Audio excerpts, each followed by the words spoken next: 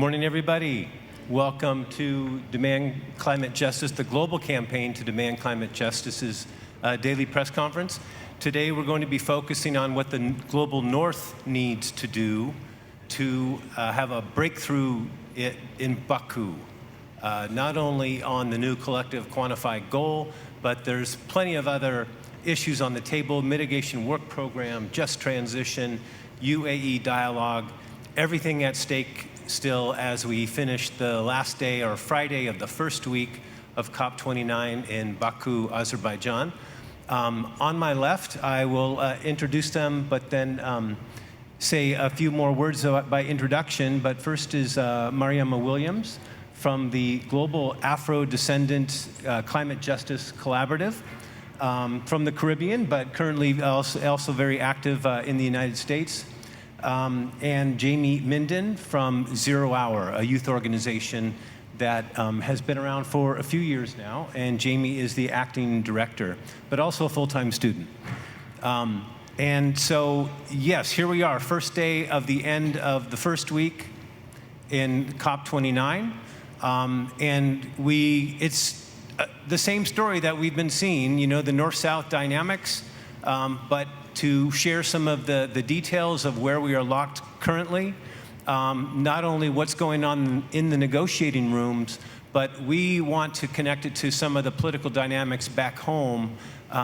As the world knows, the United States recently re-elected former President Donald J. Trump, now President-elect again, to be taking office in January 2025. His team's proposed Project 2025 would not only pull out of the Paris Agreement, but possibly the UN Framework Convention on Climate Change, and the core of their economic policy being what they call drill, baby, drill, thinking that the tariffs and other punitive measures that the US could impose on other countries could be offset by lower energy costs. The way they would do this would be through, of course, deregulation, National Environmental Protection Act, the Clean Water Act, the Clean Air Act, all the regulatory tools that our government has to control emissions and reduce fossil fuel production, as well as fast-tracking more permits and pipelines and infrastructure for fossil fuels, not so much domestic use, but now export.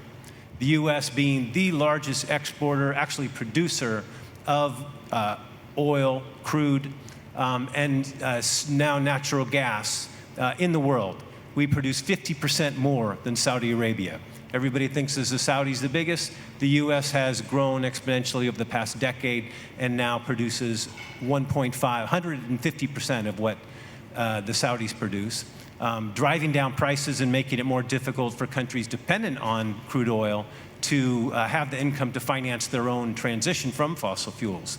So, but yet here is the US pushing the historic Dubai decision, transitioning from fossil fuels, telling the world that the North Star of policymaking needs to be 1.5 degrees Celsius, keeping within that limit, the temperature goal, while we continue to expand our own fossil fuels production at home.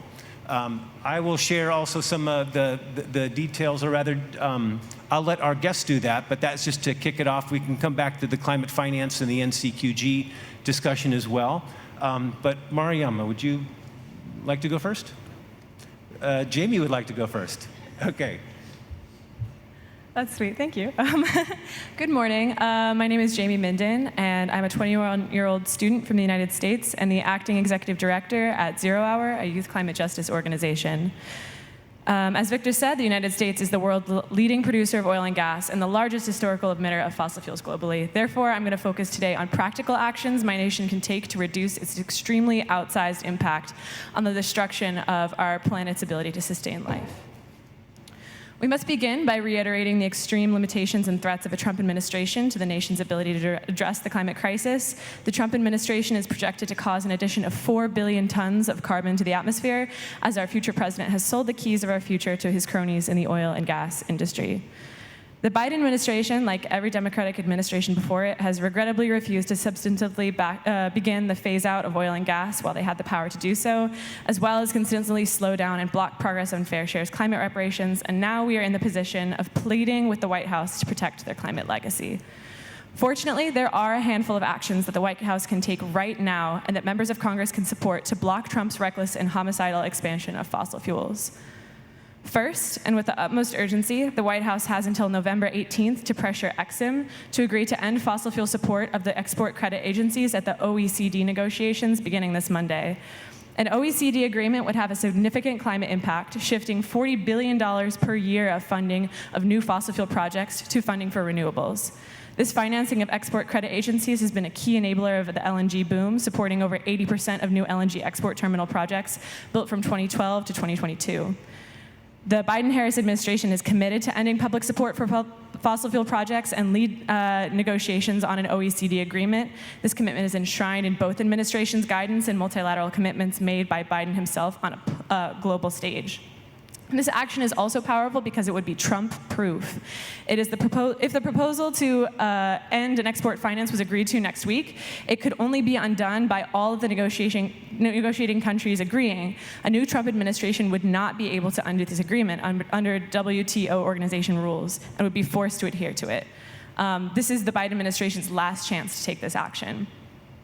And the U.S.'s leadership role is critical to reaching this agreement. The White House leadership was indispensable in securing this coal agreement in 2015, and will be critical to bringing folks on board now. Next, before Trump takes office, President Biden must reject all pending liquefied natural gas permits to stop what is arguably the world's biggest carbon bomb. LNG is not a clean fuel, as industry cronies are attempting to claim. It is at minimum 33% more warming to our planet than domestically produced coal, according to the Hallworth study, and is a death sentence to frontline communities and ecosystems along Louisiana and the Texas Gulf Coast. The U.S. must also stop the expansion of fossil fuels, including blocking the Dakota Access Pipeline, which is currently operating illegally.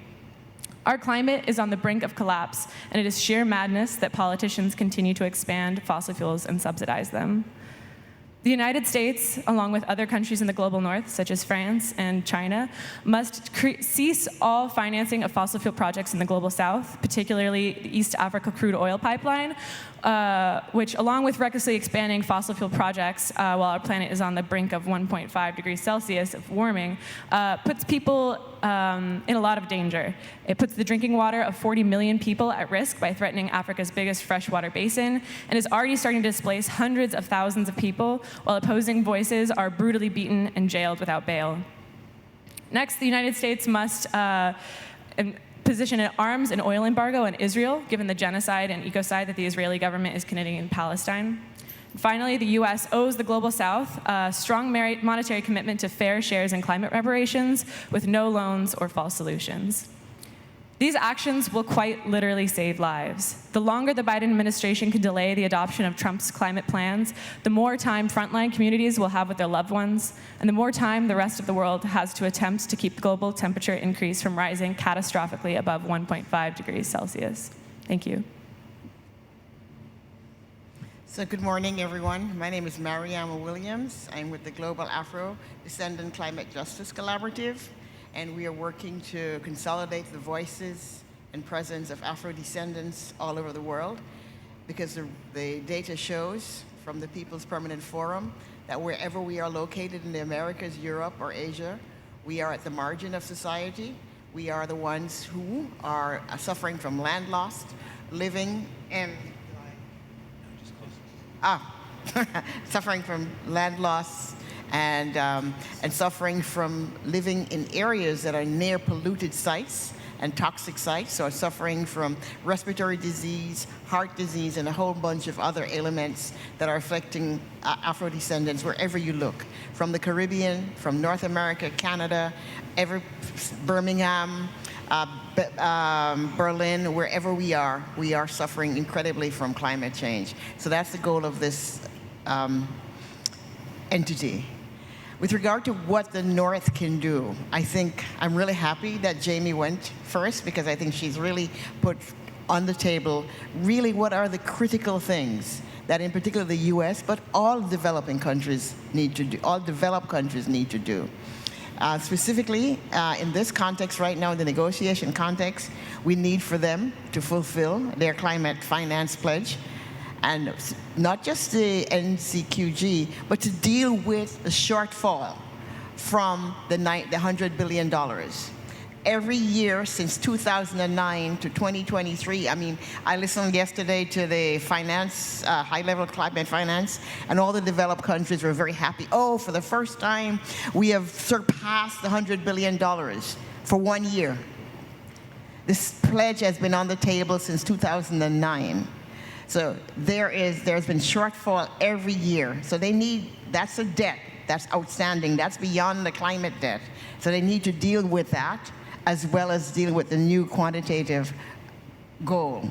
So I think that's the first thing to really build trust, to acknowledge and accept. Cannot be patting themselves on the back for making 1 year. And that's questionable. So I'm just using the OECD figures, because we know that Oxfam and other researchers are showing that actually that 100.1 billion that they're self-congratulating themselves about is not quite as real as they would like to pretend. So we need for them to own up to the outstanding debt that they promised and put on the table, and in that return got developing countries to make a lot of commitments that we're now having to implement. And with each of these conventions, what we see is developing countries get more obligations, and developed countries are able to escape their responsibility. And that is what you're seeing occurring now with the push to say, yes, we have made our $100 billion goal. Now we need new contributors. We need to widen the contributors base. Deal with what you owe, deal with your responsibilities, and then we talk about how to move forward in other directions. So I think these are very critical. The other thing, apart from the money in this context, is how we deal with the external factors that are impacting climate decision-making in developing countries, trade and debt. We need to see the OECD countries really step up to the plate and reform the World Trade Organization, reform the MDBs. I mean, and I don't mean the governance structure changing here and there. I mean systematically introducing justice, climate justice, reparatory justice, and procedural and distributive justice in all across the institutions of governance of macroeconomic policies, because these macroeconomic policies are at fault for increasing poverty and affecting the fiscal space that developing countries need to have. So unless we see movement also on trade and debt, then we can't take anything that is said in this space about new contributors. Where do new contributors get money? I think Victor has pointed out the irony of the US being a global producer in oil and that impacting others, where we know that in my region, Guyana has discovered oil. And so the idea is that, we'd like for them as civil society to keep it in the ground. But Ecuador also tried to keep it in the ground many years ago and didn't get any support from the global community. So we see this hypocrisy, this double-sided, triple-sided, quadruple-sided hypocrisy. And we need to really bring these to the surface and have our policymakers and our developing countries here not be blindsided or be bullied or pushed to say, let's make an agreement now because we have to do something. You must accept something now because Trump is coming. And I'm sure we saw that in 2016. When Trump was coming, we accepted many things. Trump came, left, and we're still here.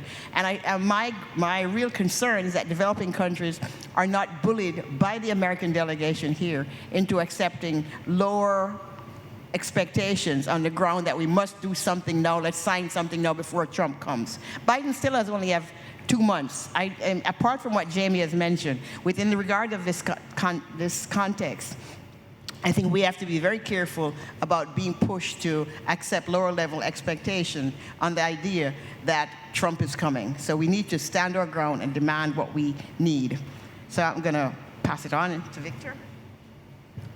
Thanks, Mariama. We have about 8 minutes left. And just before we move to questions, and I would just like to connect it to what we see happening in the negotiating room. In the NCQG, we continue to see the U.S. trying to dilute some of the responsibilities, there is the opportunity at the end of this year that President Biden, who needs to make some deal on the budget with Congress, that there could be maybe $500 million, $500 million that they get and give to, for instance, the Green Climate Fund or various climate finance channels. But it's yes, we do need to deliver on our outstanding commitments that we failed to do, but it's really not much money, and so developing countries need to ask, is it worth making the changes the U.S. is trying to get for that little amount of money? We see, for instance, in the Just Transition Work Program, they are asking to delete references to the Paris Agreement, to the Framework Convention on Climate Change, replacing it with what they call the UN climate regime. So I don't know, are they preparing the world for the Trump withdrawal from the whole system? It's not clear. In Mitigation Work Program, they continue to grandstand and push the paragraph 28 from the Dubai decision on the global stocktake, which calls for the transition from fossil fuels. But like Jamie and I were talking about, continuing to expand at home, even though there are a number of measures they could take to begin winding down production, and ending expansion is the first step. We continue to be the biggest, not only biggest historical emitter, biggest current producer, but also planning to expand the most production as well, more than all other countries combined when it comes to LNG. And in terms of how to pay for it, we'll point you to the report that our DCJ member, Oil Change International, that points to where $5 trillion is in northern budgets. It's in military budgets. It's in ending fossil fuel subsidies. It's in transition of the financial system, of the trade rules, of debt cancellation. So it's not like the money is not out there. It's purely a question of political will, and that's where we need the North to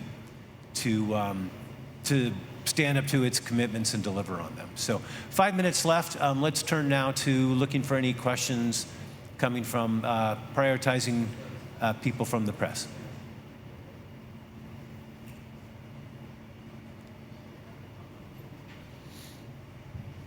And if not, we know a lot of folks are watching this online as well. People sit at their desks in the press center. So if there are any other questions, we'd be happy to take them. We have 5 minutes.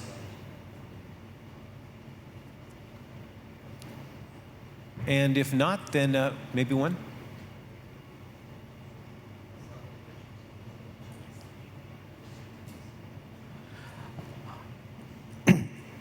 Good morning, Julian Rengel for El Diario R from Argentina.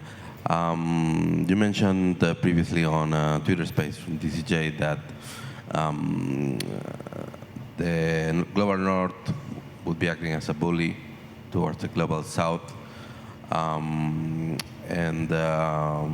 What will happen if eventually there is a complete withdrawal from the UNFCCC by the US? How do you expect that this could impact on global trade? Thank you. Sorry, it was hard to hear with the feedback. How would the withdrawal of the U.S. from the If the rest of the world wants to continue within the convention and the U.S. is out, how can that impact on global trade? On global trade? Would there be some sort of boycott towards dealing with a larger emitter who doesn't want to commit? Mm-hmm. On global trade, if the U.S. were to pull out of the climate convention, well, I guess we would want to see what the world does in terms of a reaction. I mean, if there are measures against U.S. Fossil fuel exports, for example, Europe faces a big decision. We can anticipate that President Trump will want to sell American gas to Europe. And maybe part of a Ukraine deal he would do would be to require Europe to take U.S. gas, which has big impacts on communities of color, particularly on the Gulf Coast, places that have been impacted by environmental racism for decades, and that continue to feel those impacts today. Do others have? I would just say if the U.S. pulled out of the, well, we've had an experience, right? We have 2016 when Trump pulled out of the Paris Agreement. if the pulling out of the convention is a little bit more complicated than pulling out of the Paris Agreement, that's going to take years. But if the U.S. industry, and it seems, I'm not sure, but I've just been skimming the news, and not a lot of U.S. industry who do global trade are actually jumping on the bandwagon, because the EU has a carbon border adjustment mechanism, right? So even if U.S. firms intensify their carbon in their export, they will hopefully meet restrictions in entering markets in Europe and other places, right? So there are different considerations for industries. But I think within the context of this discussion, I think countries will continue on with their negotiation and continue on with their agreements. Some countries, we have already seen that Argentina has decided to pull out. I don't know why, can't speculate. So some countries may follow. But I think for most countries, especially in our region in Africa, we'll continue because we believe in the multilateral system, even though I have my own skepticism about that. But countries generally tend to believe that they're safer in a multilateral system, even with all of the negatives, than trying to go it alone. So I think you'll see that countries will try to move forward. We also have to remember that we're not in a unipolar world anymore, right? We have BRICS. We have a multipolar world, and we have a whole bunch of different contending forces that are outside of this process, and so it'll be interesting to see how that development go. And so that's some of the real interesting dynamics for me, is this multipolar world that is emerging, and that means that the U.S. is no longer the top dog. They still have the military might, they still have the dollar, but in terms of global trade, BRICS is coming along, and we'll see, yeah? But I think one other thing I want to point out, in this discussion, I've heard a lot about the private sector, and I want to draw your attention to private sector, that there's a report that was released this week by the Global Sustainable Investment Alliance. It's called Transforming Global Finance as Financial Action, Addressing Misalignment in Incentive and Unlocking Opportunity. And they point out 5 reasons why private capital is not flowing. And they're saying that governments have unrealistic expectations, and they don't understand investment decision making. So we need to also use that to counter these guys who are saying, oh, we need to mobilize private capital. Well, private capital is not flowing for very specific reasons that we need to look at. Yes, Jamie? Oh, no. Okay. Okay, we got to wrap it up there. Thank you very much, everybody. See you again tomorrow at this time.